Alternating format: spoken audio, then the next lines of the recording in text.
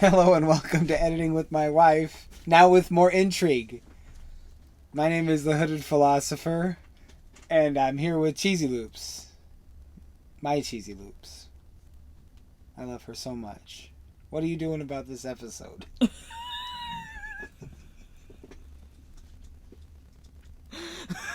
What's this episode about? Yeah, that one.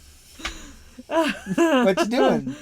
This episode is about the boy meeting a stranger.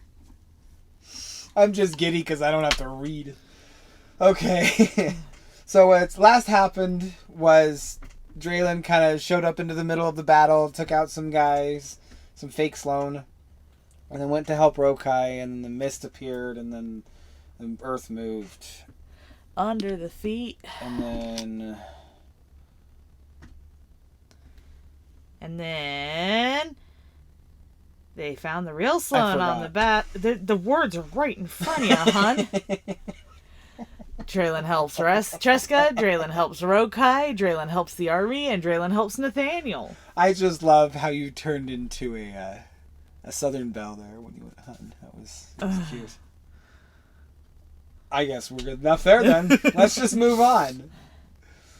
So the problem with Hooded today is that he has too many stories in his head today. Yeah, it's becoming a lot. I'm juggling a lot, and so I was trying to read this to her, and I was off, and I couldn't figure out what was going on. But then I realized that since I've been writing so many stories, I have 3 different kinds of narration going on in my head, and I must have been like messing it up that way, and it was just my heart stopped for a second, I think. Well, you finished next month's book. Yes. And so now that means you need to talk about... What was it called? A View from Above. Why was it called that? Are we revealing that yet?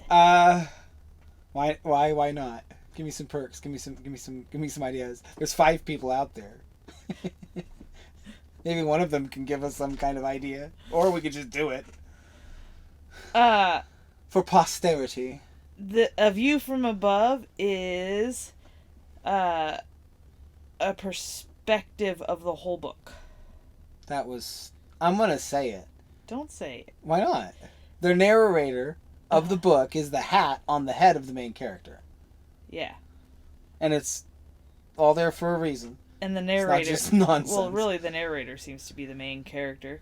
But, like... Yeah. Usually, it kind of ends up that way. Yeah. So... Kind of. Not a lot. That's the reason why it's called A View from Above, is because...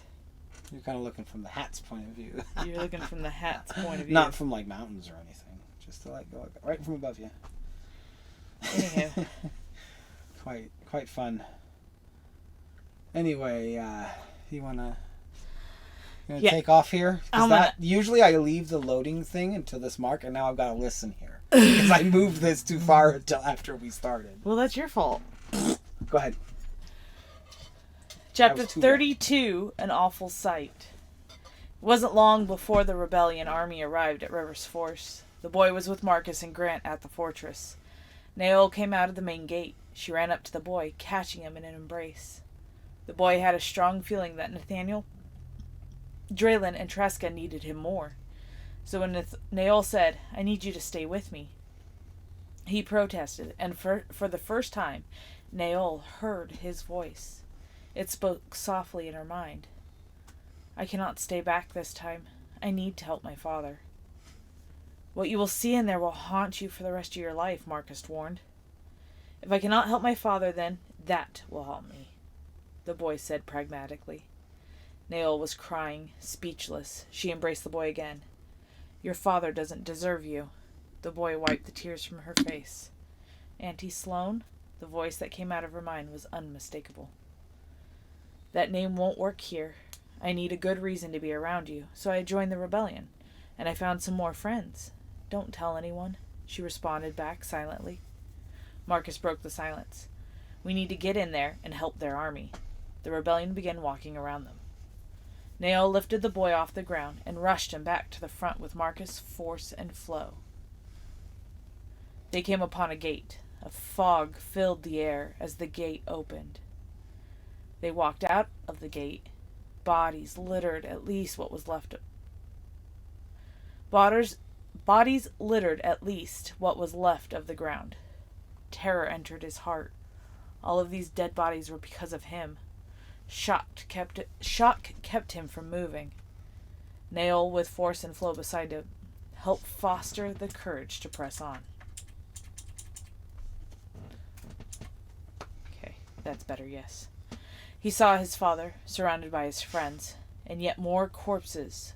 They were standing high in the air, hanging off of a cliff. Nathaniel showing a particularly dark intent. "Dad, please stop," he spoke to Sloane, as Draylen began beating on something protecting him. "Son, come with me. Together we can change this world." The boy was struggling to think, the horror around him dragging his courage away. "I remember my father. He told me not to speak to strangers." "But I am your father. Look around you. I love you," Sloane repeated. "I look around me and I see so many friends and one stranger, and my father told me not to talk to strangers," he responded, holding back tears. "I'm your father, not a stranger," he thought back. "My father has become a stranger," he said as Draylen broke Sloane's barrier. "You're a murderer and a liar," Nathaniel said before he began beating on the form beneath him. When he got close enough to see Sloane, he shouted to Nathaniel, "You're right, Nathaniel. My father is a murderer and a liar. But, Nathaniel, please don't kill him. I need you," the boy said in his head. Nathaniel stopped in his tracks. Sloane took off once again, back to his school.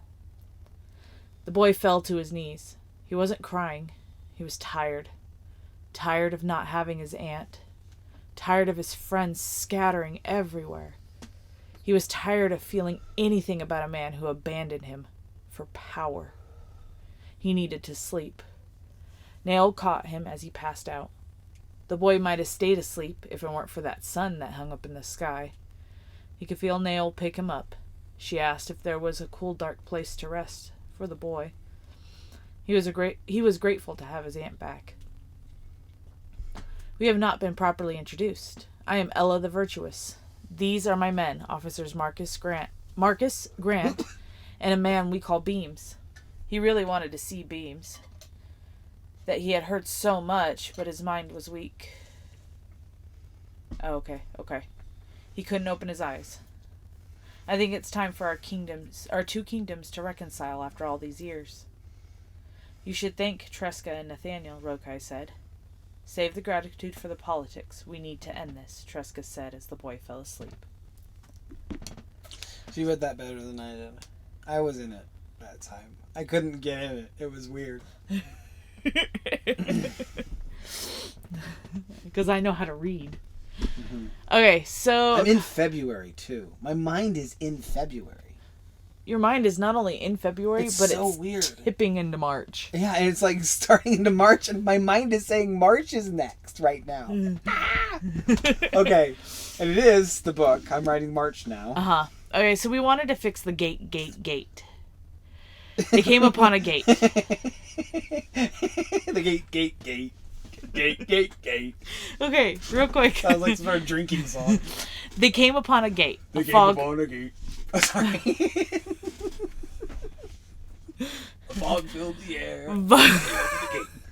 Violence is not the answer, except for if you're hooded. Okay. It does shut me up. I love her. She doesn't hurt me. It's okay. They came upon a gate. A fog filled the air as the gate opened. As they walked out... So just... Delete the gate. Okay, you're right. And then we can just delete all of they came upon a gate. Because a fog filled the air as the gate opened kind of tells you they came upon the gate. No. Wait. Awful. Trust me. Okay. Trust me for a second because we can always delete it. No. Capital A. Capital A. S. Space. T. My keyboard is definitely broken. No, dum. Lowercase t. Oh, sorry. I was about to do it again. My pinky loves that shift key. Okay, so let me read this to you again. It's its favorite key, the shift. The pinky wants to hit that shift key every single time. Close your eyes. Okay. Listen. They came upon a gate. A fog filled the air as the gate opened. As they walked out, bodies littered what was left of the ground. Okay, now read the whole sentence. Up to opened. Up to open? Or up to the ground. Just up to opened. Up to ground. Okay. Okay. Okay. Nail lifted the boy off the ground. So read it twice. The first time leave in they came upon a gate. Uh-huh. And then the second time take it out. Okay. Okay. Nail lifted the boy off the ground and rushed him back to the front with Marcus, Force, and Flo. They came upon a gate. A fog filled the air as the gate opened. As they walked out, bodies littered what was left of the ground. Okay. Now with your edit, and I'm going to add and take away certain things here. Okay. Nail lifted the boy off the ground and rushed him back to the front with Marcus, Force, and Flo. A fog filled the air as a gate opened. As they walked out, bodies littered what was left of the ground. Which one did you like better? I don't know why you had to edit it that way. I took away they came upon a gate. Yeah, but you didn't say the next line, which I thought was good. What was the next line? A fog filled the air as the gate opened. I did read that. You edited that. I changed as the gate opened to a gate because you'd never introduced a gate. Yes, but it's kind of their rush to the front where the gate is. Gate might not even be the right word. Portcullis. Oh, my Lanta. That's the vertical. So you'd rather say a fog filled the air as the gate opened? As the portcullis opened. I don't want portcullis. There's nothing that can't be solved with portcullis. Take your portcullis and go live with it under a bridge. Gate, though? Yeah, that's fine. Okay. It's fine because Nail came out of the main gate. It's fine the way it is. I can't say that. Oh, we can get rid of they came upon a gate because Nail came out of the main gate. Yeah, that was I in my mind it was already there, you know. Okay, yeah, no, go ahead. All right. My other note I made is further down. Yeah. Okay. Further down. The boy fell to his knees. He wasn't crying. He was tired. Tired not having his aunt. Tired of his friends scattering everywhere. He was tired feeling anything about a man who abandoned him for power. He needed to sleep. Nail caught him as he get rid of passed out. That's the right word. Fainted. Not fainted either. He's still awake. He's still aware as he lost the ability to control his body. Something to that effect. He's not passed out. He's still conscious. Because the next line you say is he might have stayed asleep. Nope. He might have slept if it weren't for the sun that hung in the sky. Caught him as he grew too tired to stand. Star. Oh, come on. Okay, wait, no. This keyboard sucks. Hold on. Not stand. Because he's on his knees at this point. It's to stay upright. Yeah, stay up. Okay. The boy might have fallen asleep if it weren't for that sun. So get rid of stayed asleep and didn't fall asleep.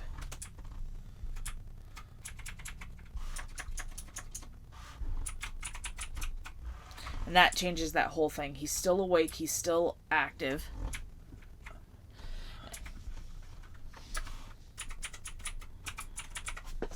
That hung eternally in the sky. Okay.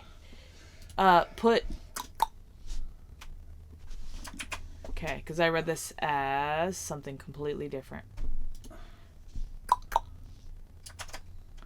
Oh, that's in the wrong place entirely. Holy Hannah.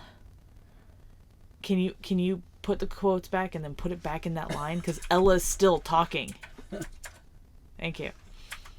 Holy shit. This is bad keyboard. Bad keyboard. Oh my gosh, my keyboard's so broken. We have not been properly introduced. I am Ella the Virtuous. These are my men. Officers Marcus, Grant, and a man we call Beams. Beams. He really wanted to see the beams that he had heard so much, but his mind was weak. He couldn't open his eyes. See, he's still conscious here, so he didn't pass out. Yeah, he didn't pass out. You're right. Yeah. You know, absolutely. That would have been a grave error. Yeah. Okay. Well, it is, technically, because I'm recording all of this, so the error happened, but I'm getting over it. Well, it's because it's not officially done. Yeah, it's not like... Yeah, I worked on it. Was there anything in here that you particularly wanted to fix other than those 2 spots that I already fixed? Sorry. Most of it needs to be... No, I'm kidding. No, I'm good. You feel okay? Yeah. Those are some glaring things. He continually chooses to ignore his father's words and say, like, I remember my father, he told me not to speak to strangers, but I am your father. Look around you, I love you. I look around me and see so many friends and one stranger, and my father told me not to talk to strangers.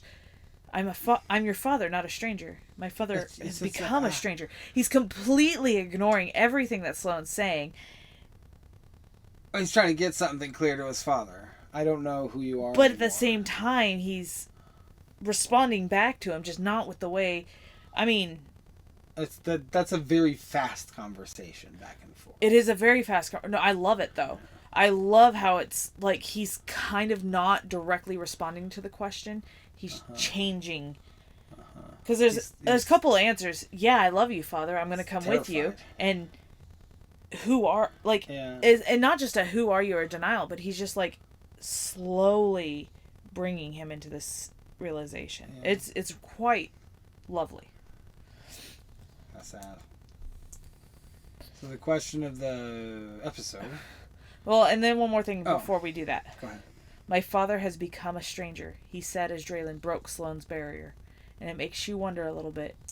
Was it the constant punching? Or was it the words his son tells him that breaks the barrier? I don't know. I like it. What would it take for someone to become a stranger to you? Like you knew them and then they're just a stranger. What is that line? Taking actions that I've never seen. Like if I knew someone for years and years and years and years. And then they just like 3 times in a row did something they wouldn't do. But it would have to be like bad, wouldn't it? It would have to be... Like if it was neutral, who cares? Completely out of character. So you can have someone who has been a jerk to you your whole life and all of a sudden they flip and absolutely love the heck out of you. What if... That would be a stranger to me still too. What if it's somebody who really loves fire, right? Really loves burning stuff. And he spends 6 years on the coast and doesn't burn anything. And just goes swimming every day. No. It's like it's irrelevant, but that is a thing that is completely out of character. No, you know? your analogy feels wrong. It's more like an arsonist becomes a firefighter, kind of idea in my head here. That works.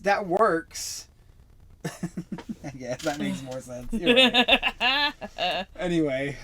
You'd have to do something completely drastic. Yeah, go to the coast, swimming. That's cool. This is a whole new side that I get to learn about you. Do you still burn fire? No? Okay. Oh, well. Doesn't bother me. But it's a sudden change. It seems almost like a sudden change in morals causes the stranger to happen. Sloane was never like this when the boy was growing up. No. And now... None of this makes any sense. And he's killing people? And he's massacring. He's basically human, like us. Sloane at home defended people, fought for people, guided children in a good way. Because do we ever get? The thing is, we didn't say that, but that is relevant to the next book if there's a sequel. Yes. So, do we want to reveal anything about? Well, it's just. Do we want to reveal anything about a sequel to this if one is written? I mean, we don't have to. We can just give a simple what his job was in the other world.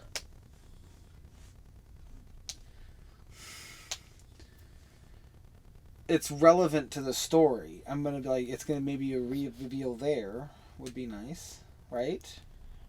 I don't think it matters. I think that bit of information won't matter in this instance. I don't see why not, son. If you're laissez-faire about it, you're right. Sloane was a lawyer. Mm-hmm.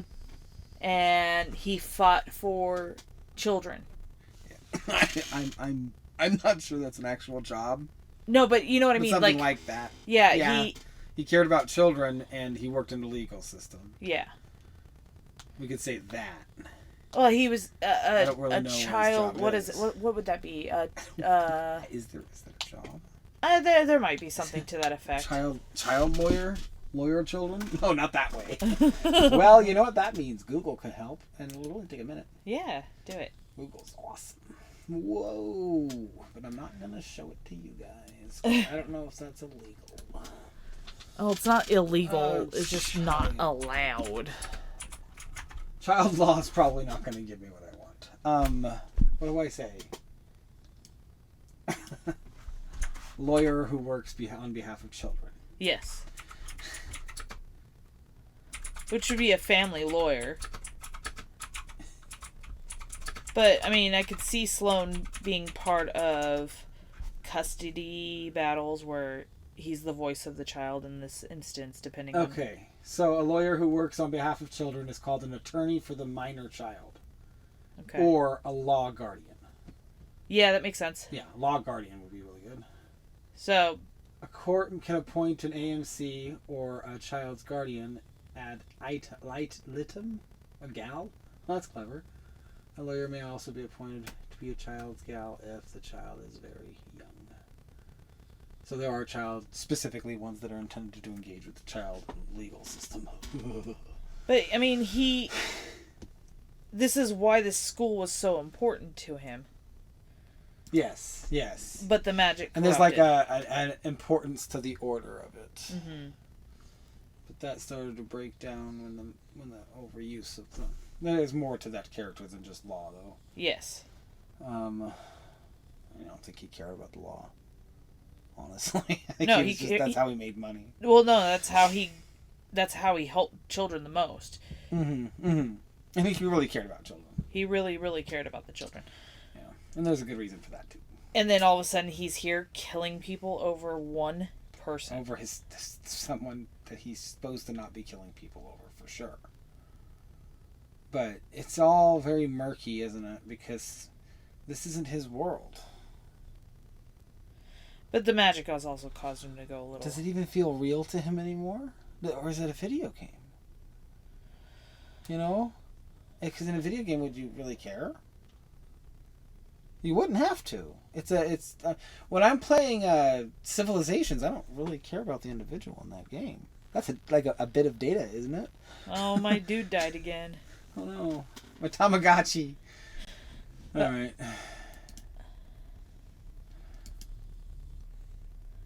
The doggo is snoring so cutely right now. It's gentle. It's making me tired too. It's almost bedtime. I like reading these before we go to bed. It's like getting a story read to you. One chapter at a time. And it's her own personal story, quite frankly. You and Shimmery Reborn. It's pretty much all I know is watching. Oh. Well, maybe in the future someone will hear this.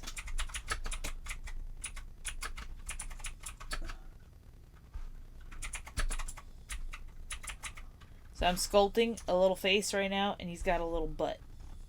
And that's on accident, because that's just where I'm pulling all the clay to. Fatter. Sometimes it's... When Hooded's reading, mostly, or when I don't have to, look at the screen, I'm mostly talking into my hands as I sculpt my clay for funsies. You know, that brings up an interesting point. What's that? We have been talking about putting up a camera. Yeah, I know. So in the comments below, Shimmery Reborn, let us know if you're interested. We'd be happy to. I don't know how I feel about a camera. Mostly because I think it's... I don't know. I find it silly. Hooded thinks that people want to see our faces, but he's not willing to put his own face out there. Just the back of his head. To be honest, I'm willing to put my face out there, but I'm trying to produce some hype. There's a mystique around the hood. I'm happy to put my face out there, but I'm trying to be a character. Do you understand? I'm not trying to be me. Yeah. I'm trying to be a character. Except for you want to get Hiding your in name the legally hood. changed to Hooded. Yes, I want to become the character, but that's different. Everyone wants to be a character. Everybody wants to be a cat. But no, I'm having fun making a little sculpture that's just going to get smushed here in a second. I'm thinking we're probably going to do it in February regardless. I really want to see how it works. And if it's like... I told you not we could worth it, test it's it. not worth I it. told you we can test it, So, and if we don't like it, we more just than likely it's re-record going to it. happen. Just so everyone knows. All 5 of you. Look at his face. Which I wonder how many of those is me. I love you. Look at his face. I see the face. What do you think? Right here on this podcast, I will say that looks like a potato that's been carved into. Sweet. Okay. And it is not very impressive, aside from the fact that the teeth are a good detail. It looks... the eye sockets are so deep, Crystal. I know, because I pushed a pencil into there. All right. Thanks, everyone, for listening. Have a good day. Like, comment, subscribe. Tell your friends about us if you think it's worth it. Anyway, we love you. Stay safe.